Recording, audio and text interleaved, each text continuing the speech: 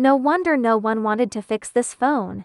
Redmi K20 Pro stopped powering on after being dropped. Upon inspecting the logic board, it's clear it underwent major previous repairs. All ME shields are missing. There's an extra sticker on the back. The audio chip was desoldered and left loose on the board, and the CPU had clearly been removed before. Let's get straight to work. Black probe to ground.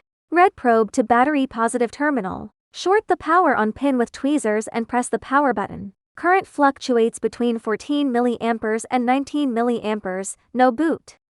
Securing the board in the fixture. Since the previous technician already removed the CPU, we'll focus there first. If the CPU itself is shorted, it's game over. Not even a miracle could recover the user data. If the board remains shorted after removing the CPU, that strongly suggests the CPU was actually good, and the data has a high chance of being preserved.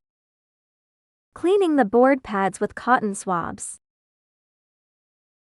After the board cools, power it up again. Pressing the power button shows a steady 5 mA current draw. The issue is definitely within the board substrate. Using a multimeter to measure components around the power management IC reveals one power rail is shorted. We then apply power to this rail under thermal imaging. The hotspot is instantly obvious. The fault is hiding right under that sticker. It's the power amplifier PA chip that's damaged. Removing the faulty chip immediately.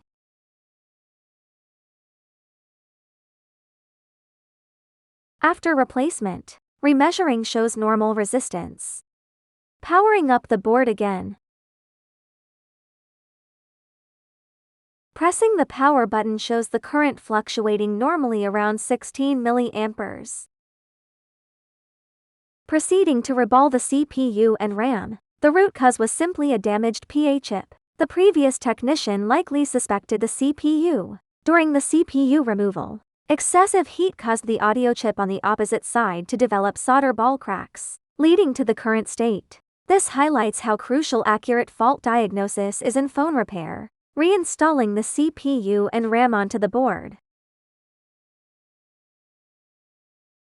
Applying hot air evenly, finishing with a gentle repositioning movement. After cooling, powering up the board shows a normal, full boot sequence current.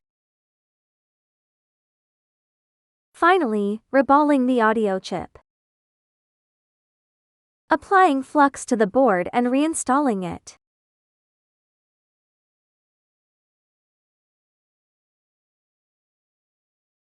Same process, hot air reflow with a final repositioning.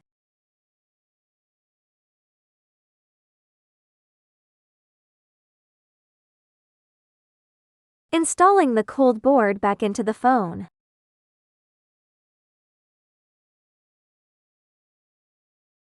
Reconnecting all flex cables and attaching the battery. The phone powers on and displays normally. Successfully booted into the OS. Repair successful, all user data preserved. All phone parts and repair tools are in Teevo.com.